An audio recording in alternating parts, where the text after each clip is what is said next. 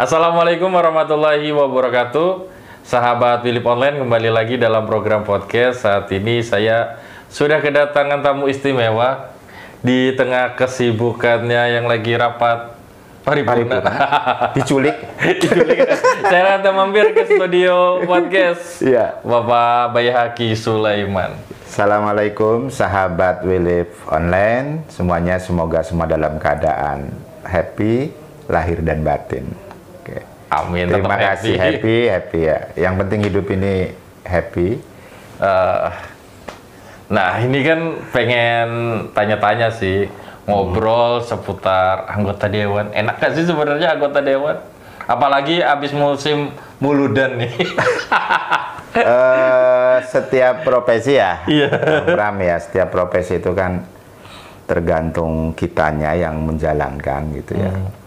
Hidup ini kan kata orang, apa sih namanya, sinawang ya. Saya memandang Mas Pram malah lebih enak kan gitu. Mas Pram memandang saya lebih enak gitu. Memandang kehidupan orang lain kadang enak gitu.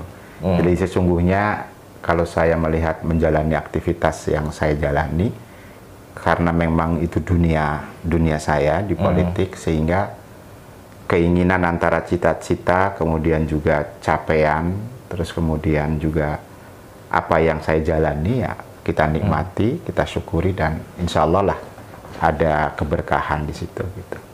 Jadi kalau ditanya apakah jadi anggota dewan itu happy, saya kira bukan hanya anggota dewan saja. Kita berharap semua orang menjadi happy. Karena dengan happy itu ini loh, bisa melahirkan karya. Nah itu. Mas Pram kalau misalnya lagi punya masalah nggak bisa berkarya, Pak. Nah, harus cari yang happy dulu. Cari yang happy dulu lah, ada yang happy gitu. Dan saya berharap juga misalnya masyarakat Cilegon dalam kondisi apapun dia bisa nerima, lalu kemudian bisa bersyukur, sehingga dengan demikian ada penerimaan dan dia bisa bahagia atau happy. Itu, apalagi kemarin acara muludan banyak undangan, Dok. Alhamdulillah. Jadi kayaknya berkat di rumah tuh banyak ya. Ya alhamdulillah ya. Itu dari namanya aja berkat ya. Berkat. Berkat itu asal kata dari barokah. Barokah. Iya, barokah itu bahasa agama yang artinya ziyadatul khair ya. Menambah kebaikan. Jadi berkat itu makanya di masjid atau dimanapun jarang ya nggak kebagian kan. Sedikit tapi utuh. Sedikit tapi oke. Ya mulut itu sendiri karena tradisi di Cilegon, dan alhamdulillah ini ada berbagai kegiatan yang saya ikuti. Ada yang dzikir, ada yang ceramah agama, ada yang kemudian juga dengan kegiatan sosial dan lain sebagainya. Nah, itu. Dari unit PAUD sekarang ini menyelenggarakan. Iya, sekolah-sekolahan juga ada muludan ada ya. muludan gitu. Terus kemudian juga ada LSM yang menyelenggarakan muludan, ceramah agama. Ya saya melihat semangat kecintaan terhadap Rasul ini luar biasa. Mudah-mudahan juga diikuti dengan perilakunya gitu. Karena cinta Rasul ya cinta juga ajarannya, kan berharap begitu ya. Ya cintanya nggak palsu lah. Cintanya nggak palsu. Aduh, pengen kan? Lu pernah kan sengakak ini kan? Ini aja gitu. Semuanya cinta kepada Rasulnya nggak palsu kan gitu ya, Bram ya? Iya. Waduh, termasuk cinta kepada masyarakat juga nggak palsu ya? Nggak palsu gitu. Maksudnya ya ketika tidak berkeinginan misalnya juga tetap mencintai kan begitu. Jangan sampai turun ke masyarakat acara muludan karena ada keinginan. Keinginan tuh harus, Pak. Harus ada. Cuman tergantung misalnya niatnya. Kalau nggak punya keinginan, waduh lah kita nggak bergerak dunia ini. Nggak bergerak. Misalnya kita terhadap dunia ini pasif misalnya. Tidak menjemput bola, dan keinginan itu justru yang menggerakkan kita untuk beraktivitas, termasuk mengekspresikan kecintaan kita terhadap masyarakat. Gitu. Nah, itu. Tapi kalau tiba-tiba ada keinginan gitu, karena ada tujuan baru. Di dalam hidup ini, dalam berbuat ini, kita kan kadang dipaksa untuk berbuat baik, tetapi lama-lama kan menjadi semacam kebiasaan, dan setelah itu tumbuh keikhlasan, setelah itu tumbuh nanti kecintaan. Itu akhirnya menjadi biasa kan gitu. Nanyanya sama Ustadz adem aja. Bukan adem. Ya, sebenarnya semua orang bisa begitu. Semua orang bisa begitu sebenarnya. Cuman ada yang bisa menerjemahkan, ada yang enggak kan gitu. Ada yang berkata kolu, kata siapa kan gitu. Kalau kita kan sudah Ya karena sehari-hari lah seperti itu. Gitu. Mantep ini kalau Dewan. Dulu dari Dapil Pulau Merak Grogol ya? Iya. 2 periode dan selama 2 periode juga ada di Komisi 4. Dulu Komisi 1. Komisi 1. Iya, 2014, 2019 itu kan 3 komisi. Saya di Komisi 1. Bidangnya ya bidang pembangunan juga. Sekarang di Komisi 4. Ya bidangnya sama, bidang pembangunan juga. Gitu. Menarik nggak sih kalau kita ngebahas bidang pembangunan di Cilegon? Tapi agak sensitif juga nih. Khawatir ada yang purik ya kalau saya yang nanya. Yang bisa saya jawab, saya jawab. Yang nggak bisa ya mohon maaf kan begitu. Monggo. Asal yang ringan aja lah. Ada perubahan nggak minimal ya pembangunan pada saat apa ya di periode pertama sama sekarang periode kedua? Ya. Bukannya buat ngebanding-bandingin sih. Maksudnya pemimpinan wali kota sebelumnya. Hasil pembangunannya. Hasil pembangunannya. Yang sekarang memang agak lambat ya. Yang sekarang ini terasa agak lambat. Ya entah di mana kendalanya. Tetapi kelihatannya memang ya kita bisa lihatlah pada serapan anggaran, pada misalnya cuitan masyarakat, status masyarakat di Facebook ataupun di media sosial lainnya yang di bidang infrastruktur memang kelihatannya agak lambat, gitu. Lambat, terutama respon pemerintah dalam mengeksekusi. Kalau responnya dalam bentuk wacana sih cepat. Wacana. Ya, kalau responnya dalam bentuk wacana misalnya, oh ya nanti, oh ya tahun depan, oh ya itu kan cepat Pak. Tetapi respon dalam bentuk tindakan yang kelihatannya memang agak lambat gitu. Nah ini menjadi PR lah bagi pemerintah yang sekarang. Sebenarnya masyarakat itu kan nggak ingin banyak muluk-muluk ya. Sarana infrastruktur itu misalnya terpenuhi secara merata di kota Cilegon ini. Ketika misalnya dia nganter anak sekolah nggak risih jatuh karena berlubang.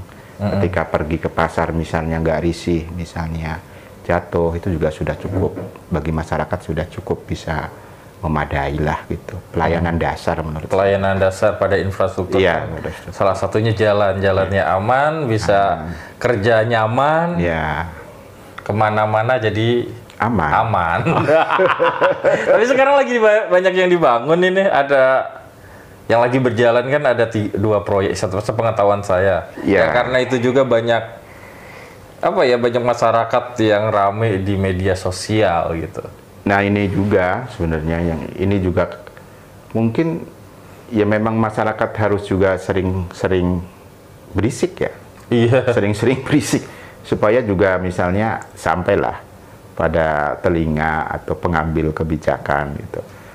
Saya sih melihat di akhir tahun 2022 ini, karena ini di akhir tahun biasanya juga ada ngebut proyek beberapa pekerjaan di bidang infrastruktur, insya Allah juga biasanya dikebut. Terutama ini di bulan Oktober, November, Desember. Nah di November, Desember itu selain pekerjaan reguler, biasanya juga ada pekerjaan dari APBD perubahan. Jadi kita harap sih ini cepat selesai ya. Cepat selesai tentu dengan kualitas yang baik. Ya, jangan asal membangun. Karena setiap pekerjaan yang besar, misalnya yang anggarannya besar itu kan sebelumnya sudah ada studi kelayakan, terus kemudian juga ada pendampingan dari konsultan. Nah kalau misalnya hasilnya juga nggak baik, nih apa kerja yang lainnya ini? Kerja-kerja pendampingannya ini, gitu. Apa kerjanya? Ya kita berharap sebenarnya pekerjaan infrastruktur yang ada di Cilegon ini gak usah jauh-jauh lah, sesuai spek yang ada lah kira-kira. Kalau misalnya semennya harus 10 sak ya 10 sak. Kalau misalnya besinya ukurannya 12 ya 12. Jangan misalnya hasil konsultasinya misalnya besinya 12 dipasang 8. Kita berharap gak begitulah. Janganlah. Jangan, itu kan juga potensi temuan lah ya. Potensi temuan BPK. Belajar dari pengalaman, ada yang ketangkap juga kan dikurang-kurangin. Ya sudahlah. Pelajaran berharga lah kayak gitu, Jangan main-main nih ke proyek. Iya. Karena sekarang netizen sekarang itu lebih tajam nih. Iya. Omongannya. Kalau mau main mending piknik dah. Oh, piknik, bro. Sih mending piknik, jangan sekali-kali main. Oh, ya, kalau main-main nih, jangan-jangan masa kecilnya nggak pernah main kali ya? Iya. Sehingga tuanya pengen main di proyek gitu. Atau jalan-jalannya kurang jauh. Kurang jauh mungkin. Nggak bisa ngebandingkan daerah lain tuh pembangunannya udah sangat maju sekali ya. Nih kita ya 2 tahun inilah agak ada pelambanan ya. Saya menyebutnya pelambanan. Dan ini saya kira butuh dari wali kota sebuah konsolidasi organisasi gitu ya. Sehingga ketika misalnya keinginannya A, ya seluruh OPD-nya misalnya ngikut A. Kalau maunya wali kota B, ya seluruh OPD terkait misalnya ikut B gitu. Nah, ini penting konsolidasi. Ini butuh kepemimpinan yang kuat secara politik, kuat juga misalnya memang secara leadership. Sehingga OPD ini ayo bergerak. Iya. Dipecut dong, harusnya mereka pada lari gitu. Sudah dipecut, ini kan sudah dipecut. Tapi pada lari nggak? Tapi nggak pada. Itu. Ini butuh leadership yang kuat. Oh iya. Seketika dipecut ya, ayo sama-sama lari kerja gitu. Kerja, tapi bulan depan santai lagi. Ini kita ini sebagai masyarakat sebenarnya malu ya pada dunia swasta. Dulu swasta itu kan luar biasa. Ada cerita nih, Mas Pram. Yeah. Ada dulu cerita di badan usaha swasta itu. Gede lah perusahaan itu. Ini pergantian direktur ceritanya. Oleh direktur yang lamanya itu dikasih 3 surat. Nanti kalau punya masalah, silahkan buka surat itu. Surat yang pertama, kalau masalah pertama. Nah, ketiga setahun kemudian dia nemu surat. Punya masalah di industrinya tuh. Di lingkungan bisnisnya. Dia ingat pesan pendahulunya. Dia buka surat pertama itu. Isinya apa? Salahkan pendahulunya. Ini tahun pertama kayaknya nih. Jangan-jangan kerjanya nyalain pendahulu aja dulu nih. Nah, tahun kedua nemu lagi masalah. Gak ketemu. Dia ingat amplop yang kedua. Dia buka isinya apa? Salahkan sistemnya. Oh. Tahun ketiga, dia punya masalah lagi. Sulit dipecahkan. Dia buka surat yang ketiga, isinya apa, Mas Pram? Apa? Saatnya Anda mundur. Masa udah 2 tahun nggak bisa menyelesaikan masalah kan kira-kira? Itu anekdot yang di dunia swasta udah berlaku begitu itu. Coba bayangkan ya. Mundur kalau tidak ada progres. Iya, itu di dunia swasta ya. Iya. Nah, itu kan. Ada lagi cerita manajemen di dunia swasta itu tentang akurasi itu. Tentang akurasi kerja itu. Bahwa tahun sekian misalnya targetnya mesti sekian. Kalau misalnya ini sales misalnya tahun ini 50, ini 100. Kalau nggak kepenuhi kan suruh diganti juga kan. Kayak begitu. Itu. Nah, ini dunia swasta yang saya kira jika misalnya ini berlaku juga di pemerintahan, wah, Masya Allah ini, Pak. Iya. Masya Allah itu. Kalau kayak tadi pesan pendahulu kasih amplop itu misalnya, wah, ini ada yang 5 tahun, 4 tahun, di situ aja. Kan orang yang beruntung setiap hari itu ada perubahan. Kalau tidak bisa membawa perubahan, ya manfaatnya apa? Gitu. Ya manfaat bagi dirinya.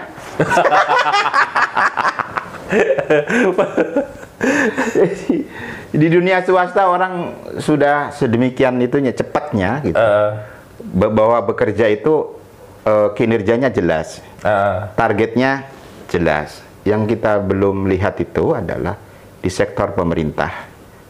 Yang nggak usah yang jauh, di hadapan kita sendiri misalnya. Tahun 2022 ini apa sih? Terus kemudian capaiannya sampai seberapa? Sebenarnya kan ruang untuk itu misalnya, ruang itu kan diberi cukup luas untuk mereka. Daya dukung anggaran juga ada gitu.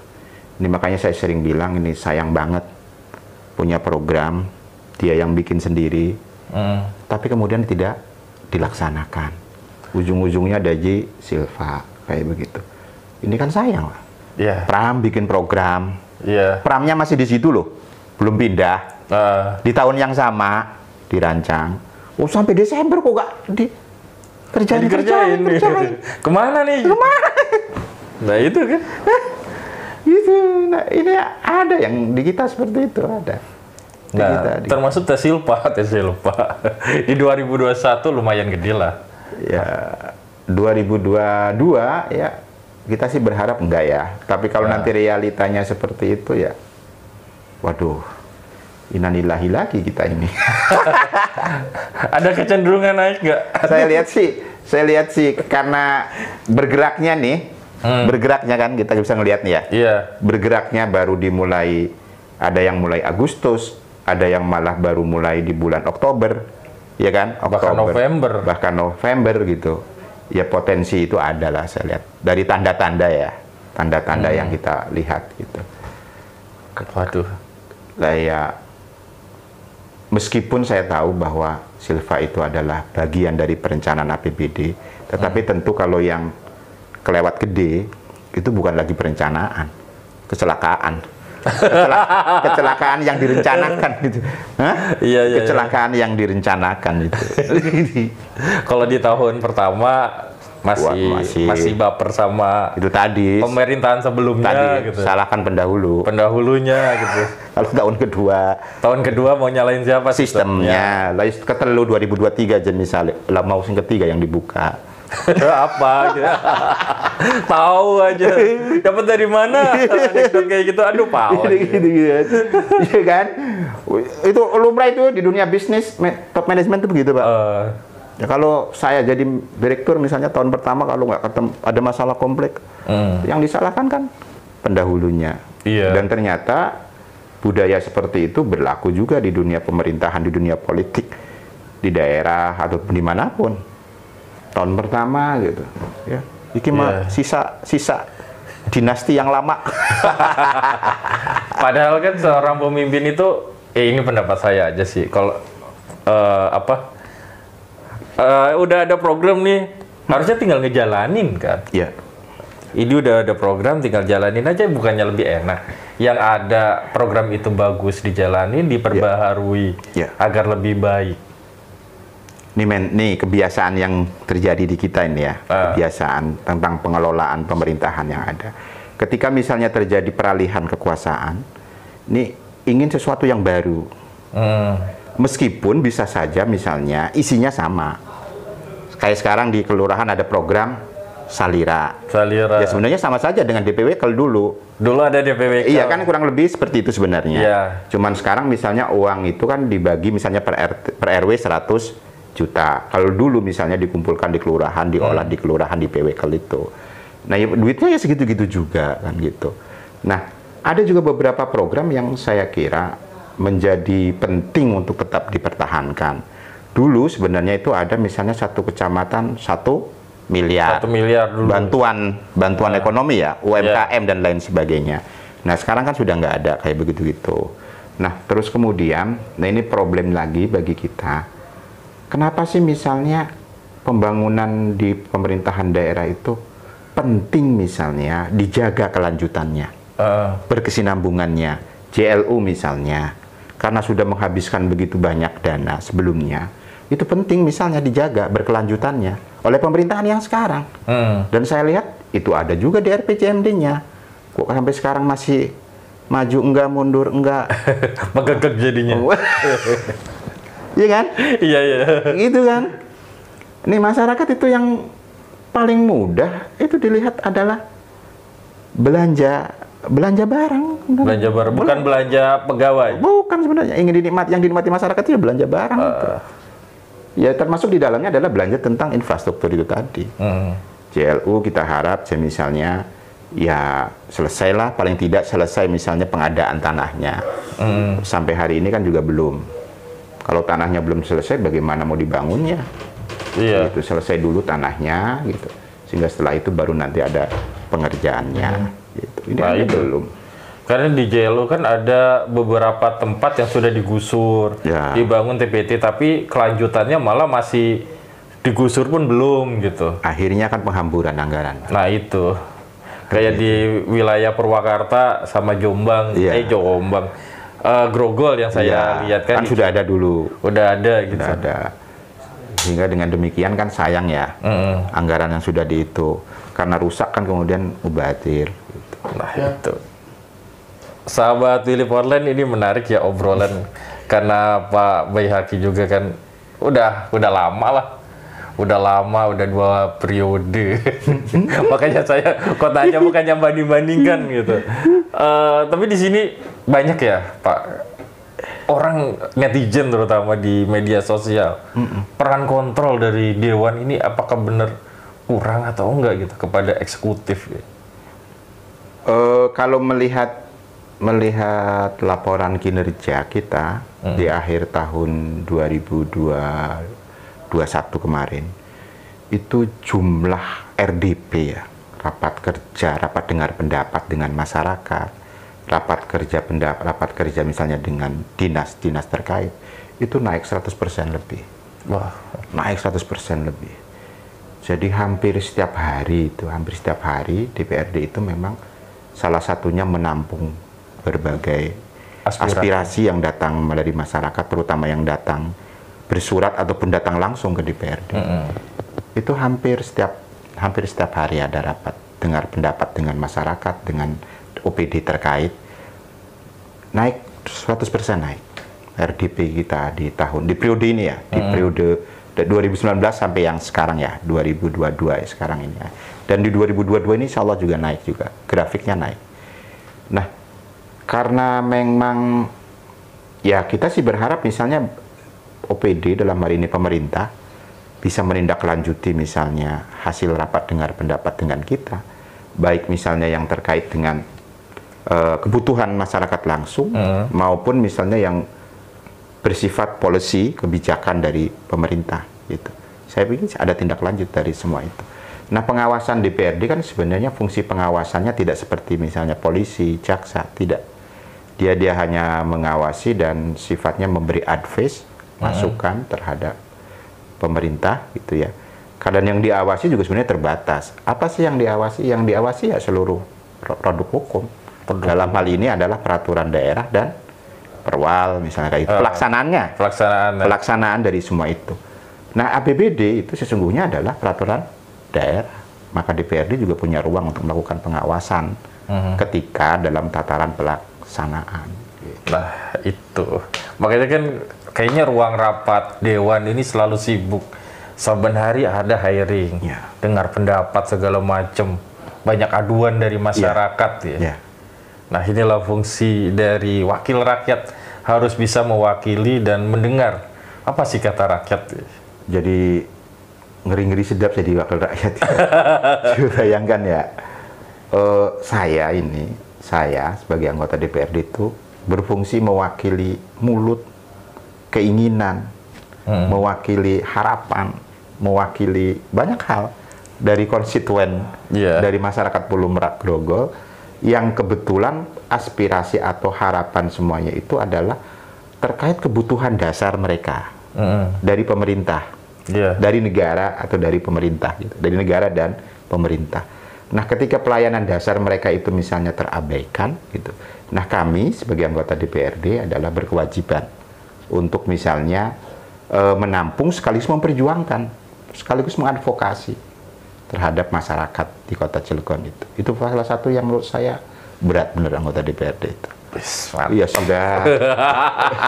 Jadi tugas sosialnya ini yang kadangkala ya berat lah. Tetapi kan sekali lagi ya, hidup ini nggak usah dibikin itu, nggak usah dibikin beban bagi kita. Kan tadi di awal saya bilang, saya pernah bikin status gini. Hidup yang kau keluhkan itu adalah hidup yang kadangkala orang lain inginkan. Nah, Mas Pram misalnya ya kan, ngeluh padahal orang lain pengen jadi Mas Pram. Iya kan? Ingin bisa jadi host podcast. Iya, gitu kan. Jadi itulah hidup. Maka syukuri aja. Syukurin. Gitu. Tapi bukan syukurin lo ya. Kalau syukurin itu nyumpahin. Kalau syukurin itu nyumpahin orang Cilegon itu. Ya itu hidup lah. Jadi dalam setiap status sosial yang sekarang ini kita miliki gitu ya, pasti ada kebaikan di situ. Siap. Ada keberkahan juga di situ. Tinggal kita mau menjalani dengan ikhlas atau tidak gitu. Terakhir deh Pak, statement closing, apa nih pesan buat sahabat Willip Online? Terakhir saya berpesan bahwa dalam rangka misalnya menjaga kesinambungan pembangunan yang ada di Kota Cilegon ini, saya berharap masyarakat juga kritis, aktif. Jadi gini, jangan jadi supporter, Jadilah pemilih. Pemilih. Pemilih itu adalah pemilik saham, Pak. Nah, Gitu. Ini yang belum dipahami oleh masyarakat. Gitu. Siap. Mereka kemarin itu memilih wali kota. Jadi bukan supporter, pemilih loh, Pak. pemilih. Dan pemilik itu adalah daulat, Pak. Jadi mereka pemiliknya. Kalau pemilik berarti bisa menuntut. Iya, gitu. Maksud saya gitu loh. Wah, ini jarang-jarang saya ngomong ini. Pemilik loh mereka itu. Pemilih itu adalah hak kedaulatannya ada di tangan mereka. Mereka dulu yang milih kok. gitu. Jadi oleh karena itu tetaplah terus kritis, aktif gitu, menyampaikan gitu. Dan jika memang ada hak-haknya yang belum terpenuhi secara maksimal gitu, ya saya kira bersuara gitu. Karena bapak-bapak sudah bayar pajak loh. Iya. Hah? Sudah bayar pajak. Dan pajaknya itu untuk menggaji kami, termasuk juga menggaji wali kota, dan seluruh perangkat yang ada di kota Cilegon ini. Masa Anda pemiliknya Anda diam? Nah, oleh karena itu tetap semangat, tetap happy, tetap bersyukur. Mudah-mudahan hidup kita diberkahi oleh Gusti Allah Subhanahu wa taala. Amin. Demikian. Wassalamualaikum warahmatullahi wabarakatuh. Waalaikumsalam warahmatullahi wabarakatuh. Nah, sahabat Philip Online, terima kasih sudah menyimak obrolan kami. Sampai jumpa pada program podcast selanjutnya. Saya Mang Pram, pamit undur diri. Assalamualaikum warahmatullahi wabarakatuh.